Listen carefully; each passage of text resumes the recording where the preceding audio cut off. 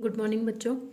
आज आपका तीसरा चैप्टर स्टार्ट हो रहा है जिस चैप्टर का नाम है दो चर वाले रैखिक समीकरण युग्म, इंग्लिश में pair of linear equations in two variables.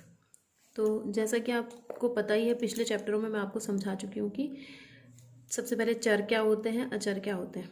ठीक है, चर वे संख्याएं होती हैं या वे मान होते हैं जो जिनके मान बार बार बदलते रहते हैं। ऐसी संख्याओं को हम एक कांस्टेंट वैल्यू दे देते हैं। वो एक वेरिएबल वैल्यू जो आती है, किन्हीं कॉन्स्टेंट्स की एक वेरिएबल वैल्यू जो आती है उसको हम चर कहते हैं। चर को हम कैसे डिनोट करते हैं? X Y Z A B C से डिनोट करते हैं। ये मैं आपको पहले भी बता चुकी हूँ। ठीक है, ज़्यादा जानकारी के लिए आप पिछले वीडियोस देख सकते हैं। अब इसमें क्या है फिर दूसरा, रैखिक समीकरण। ठीक है, रैखिक समीकरण क्या होंगी? जिसमें केवल एक ही चर का प्रयोग हुआ होगा। जैसे कि हमारे पास हो जाएगा x plus 3 is equal to 0, y plus 5 is equal to 7। इस तरह की समीकरणों में क्या है, इस समीकरण में केवल एक ही चर यूज हुआ है। क्या वो चर क्या है? एक्स। बाकी 3 भी अचर है और 0 भी अचर है। तो इनमें बाकी संख्याएं क्या है? कांस्टेंट है और केवल एक ही वेरिएबल यूज हुआ है, एक्स। तो ऐसे समीकरणों को हम बोलेंगे रैखिक समीकरण। ठीक है, और इन समीकरणों में क्या है? रैखिक समीकरणों में पावर जो है चर की वो क्या है? 1 रहेगी, इसलिए समीकरण रैखिक समीकरण कहलाती है। ठीक है, अब ये बोल रहे हैं कि हमारे पास जो रैखिक समीकरण है वो क्या है? दो चर वाले हैं। दो चर वाले रैखिक समीकरण का मतलब ये देखिए आप, x plus y is equal to 7, y plus z is equal to 4, t plus u is equal to 9। ये सारी समीकरणें क्या है तो रैखिक समीकरण है, क्योंकि इनमें पावर क्या है? सब में 1 है। ठीक है, और लेकिन है कैसे समीकरण है? ये दो चरों में रैखिक समीकरण है। ठीक है, क्योंकि इसमें दो चर यूज हुए हैं। यहाँ पे दो चर यूज हुए हैं तुम्हारे पास एक्स और वाई। ठीक है, दोनों की पावर 1 1 है, इसलिए रैखिक समीकरण है। तो ये समीकरण हो गई दो चरों में रैखिक समीकरण। अब आप देखिए चैप्टर का नाम क्या है? दो चर वाले रैखिक समीकरण युग्म। युग्म का मतलब होता है पेयर। ठीक है, तो अब यानी कि हम किस टाइप की इक्वेशंस यूज करेंगे? हम इक्वेशंस यूज करेंगे जैसे x plus y is equal to 4, x minus y is equal to 3। तो ये क्या है? एक समीकरणों का पेयर है। दो समीकरण हैं, पेयर हो गया। ठीक है, और दोनों क्या है? इसमें दोनों समीकरणों में दो चर यूज हुए हैं, दोनों में एक जैसे ही चर यूज होंगे। ठीक है, चर कौन कौन से चर यूज हुए हैं? एक्स और वाई। ठीक है, तो ये हो गया दो चर वाले रैखिक समीकरण युग्म। अब इन समीकरण युग्म को, जो इसका जनरल रूप है, जनरल यानी कि जो इसका सामान्य रूप है, इसको सामान्य रूप में, इसका सामान्य रूप होगा क्या? a1x plus b1y plus c1 is equal to 0 और a2x plus b2y plus c2 is equal to 0। जहाँ क्या होगा? जहाँ a1 b1 c1 a2 b2 c2 सब क्या होंगे? रियल नंबर्स होंगे, यानी कि सारी क्या है? वास्तविक संख्याएं हैं। और कैसी वास्तविक संख्याएं होंगी? ये ऐसी वास्तविक संख्याएं होंगी जो a1 square plus b1 square is not equal to 0 और a2 square plus b2 square is not equal to 0 को सेटिस्फाई करेंगे। ठीक है, तो इस चैप्टर में आप मेनली क्या पढ़ोगे? दो चर वाले रैखिक समीकरण युग्म पढ़ोगे और उनको सॉल्व करने के तरीके पढ़ोगे। ठीक है, और एक चीज़ आपको और ध्यान रखनी है, जितने वेरिएबल होंगे उनको सॉल्व करने के लिए उतनी ही इक्वेशन हमें जरूर चाहिए होती है। जैसे कि ये इक्वेशन है, इसमें क्या है? सिंगल वेरिएबल है, यानी कि केवल एक्स यूज हुआ है, तो ये इक्वेशन ऐसे ही सॉल्व हो जाएगी, सिंगली सॉल्व हो जाएगी। सीधे क्या हो जाएगा? एक्स इज इक्वल टू -3 हमारा आंसर आ जाएगा। ठीक है, अब अगर हमारे पास दो वेरिएबल है एक्स और वाई, तो इक्वेशन भी हमें दो चाहिए होंगी। ठीक है, अगर हमारे पास तीन वेरिएबल होते एक्स वाई जेड, तो इक्वेशंस भी हमें तीन चाहिए होती एक्स वाई जेड। ठीक है, तो अब हमारे पास इस चैप्टर में क्या है? दो चर हैं, तो हमारे पास कितनी इक्वेशन होंगी? हमेशा दो इक्वेशंस होंगी। ठीक है, और पेयर में तो होंगी ही वो। ठीक है, तो इनको सॉल्व करने के कौन कौन से मेथड हैं, कौन कौन से तरीके हैं, ये मैं अब आपको बताऊंगी। ठीक है, तो देखिए, इसको हल करने के हमारे पास सबसे पहले दो तरीके हैं। एक तो ग्राफीय विधि, यानी कि ग्राफिकल मेथड,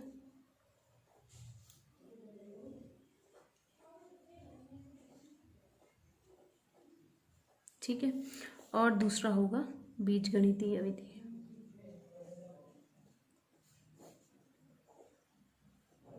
यानी कि आपका एल्जेब्राइक मेथड।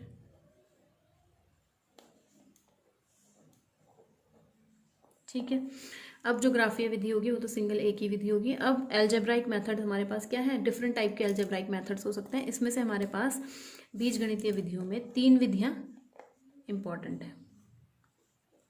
कौन कौन सी 3 विधियां हैं हमारे पास? सबसे पहले होगी प्रतिस्थापन विधि, यानी कि रिप्लेसमेंट मेथड।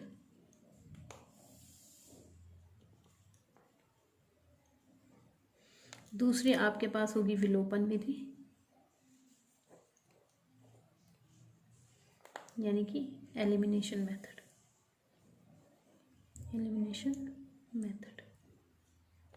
और तीसरी आपके पास होगी वज्र गुणन विधि, यानी कि क्रॉस मल्टीप्लिकेशन मेथड।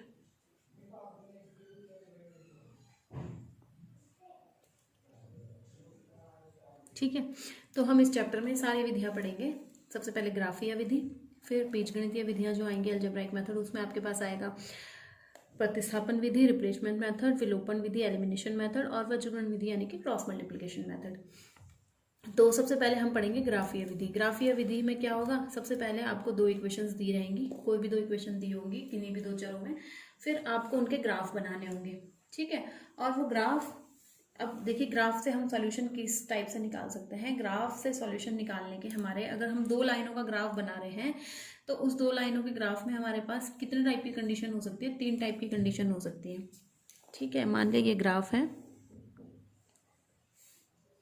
तीनों टाइप की कंडीशंस के लिए मैं एक एक ग्राफ आपको बता रही हूँ। ये तुम्हारी एक्स अक्ष होती है और ये वाई। ठीक है, ये होता है 0 यानी कि ओरिजिन, मूल बिंदु। ठीक है, तो अगर हम 2 लाइनों का ग्राफ बना रहे हैं तो 2 लाइनों का ग्राफ हो सकता है कि ऐसा इंटरसेक्ट करता हुआ जाए। ठीक है, हो सकता है कि दोनों लाइनें आपस में क्या हो, पैरेलल हो, या फिर हो सकता है कि दोनों लाइनें कैसी हो, एक के ऊपर एक आ रही हो। मतलब ये लाइन, फर्स्ट लाइन भी यही है और सेकंड लाइन भी यही है हमारी।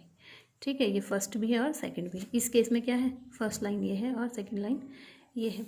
और इस केस में क्या है, फर्स्ट लाइन ये है और सेकंड लाइन ये है।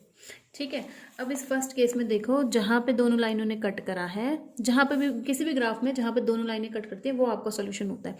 तो यहाँ पे एक पॉइंट पे कट करा है, तो इसमें क्या होगा, वन सॉल्यूशन, सिंगल सॉल्यूशन, या फिर हम कह सकते हैं इसको यूनिक सॉल्यूशन। ठीक है, हिंदी में से हम बोलेंगे अद्वितीय हल। अद्वितीय हल मतलब इसके जैसा और कोई सॉल्यूशन नहीं है, केवल सिंगल एक ही सॉल्यूशन है, जहाँ पे वो सॉल्यूशन कहाँ होगा, इस पॉइंट पे होगा, जिस पॉइंट पे दोनों लाइन्स ने आपस में कट करा होगा।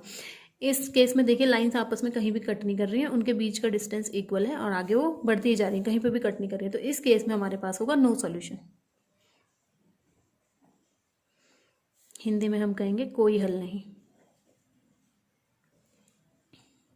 ठीक है, और तीसरे केस में हमारे पास क्या है, फर्स्ट लाइन भी यही है, सेकंड लाइन भी यही है। तो कितने पॉइंट्स पे इंटरसेक्ट कर रही है, बहुत सारे पॉइंट्स पे आपस में वो इंटरसेक्ट कर रही हैं। अगर मैं इस पॉइंट को देखूँ तो यहाँ पे भी दोनों लाइनें आपस में कट कर रही हैं, इस पॉइंट को देखूँ यहाँ पे भी दोनों लाइनें आपस में कट कर रही हैं, इसे देखूँ यहाँ पे भी दोनों लाइनें आपस में कट कर रही हैं। तो इस केस में क्या होगा, आपके पास इनफाइनाइट सॉल्यूशन या इनफाइनाइटली मैनी सॉल्यूशन, यानी कि आप कह सकते हो हिंदी में अनेक हल। ठीक है, तो ग्राफ जब बनेगा हमारा तो इस टाइप से ग्राफ बनेंगे, हो सकता है ऐसा बने, हो सकता है ऐसा बने, या फिर हो सकता है ऐसा बने। ठीक है, तो अब एक एग्जांपल मैं आपको समझा देती हूँ ग्राफिकल मेथड से। ठीक है, चलिए हम यही एग्जांपल ले लेते हैं। माना कि हमारे पास 2 इक्वेशंस दी हुई हैं, x + y = 4 और x - y = 3। सबसे पहले हमें क्या करना होगा, दोनों इक्वेशंस के ग्राफ बनाने होंगे। ठीक है, तो ग्राफ बनाने के लिए हम इसको समीकरण 1 ले लेंगे, इसको समीकरण 2 ले लेंगे। सबसे पहले फर्स्ट वाली इक्वेशन लेंगे आप। फर्स्ट वाली इक्वेशन है आपकी x + y = 4। इसके सॉल्यूशन निकालेंगे हम क्या करेंगे, इसमें मान लेंगे, माना x = 0, तो x को 0 रखने पर y हमारा कितना आ जाएगा, 4। ठीक है, फिर हम मान लेंगे x = 1, तो x = 1 रखने पर y बराबर कितना आ जाएगा, 3। ठीक है, फिर हम ले लेंगे माना x = 2, तो x = 2 रखने पर हमारा y बराबर कितना आ जाएगा, 2। ठीक है, तो हमें 3 सॉल्यूशन मिल गए, 0 पे 4, 1 पे 3 और 2 पे 2। तो हम इसको इस तरह से बना लेंगे।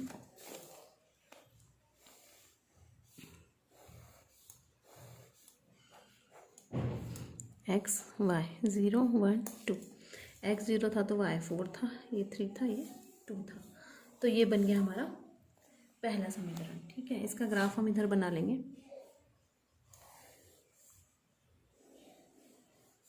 ये हमारा 0 1 2 3 1 2 3। ठीक है, तो पहला पॉइंट क्या है 0, 4।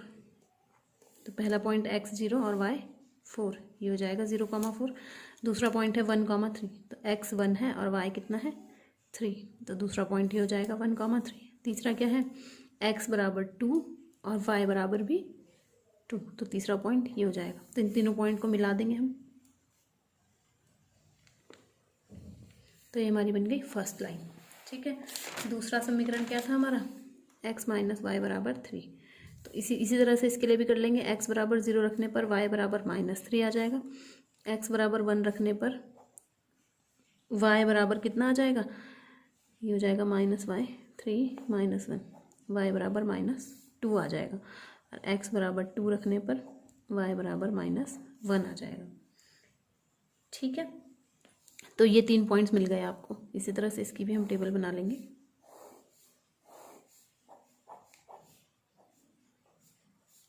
ये है x, ये है y, 0 1 2, -3 -2 -1। तो इस ग्राफ को भी हम इसी वाले में बनाएंगे, इस वाले लाइन के ग्राफ को भी हम इसी में बनाएंगे। तो पहला पॉइंट है हमारा क्या 0, -3। तो 0, अभी देखिए माइनस वाले पॉइंट मैंने इसमें बनाए नहीं थे, -1 -2 -3। तो ये हो जाएगा 0 पे है -3, तो 0, -3 ये आ जाएगा। फिर 1 पे है -2 ये आ जाएगा, और 2 पे है -1 ये आ जाएगा। ठीक है, अब इसको हम ऐसे बढ़ा देंगे आगे इस तरह से। तो ये दोनों लाइनें जहाँ पे कट कर रही होंगी वो हमारा सॉल्यूशन होगा।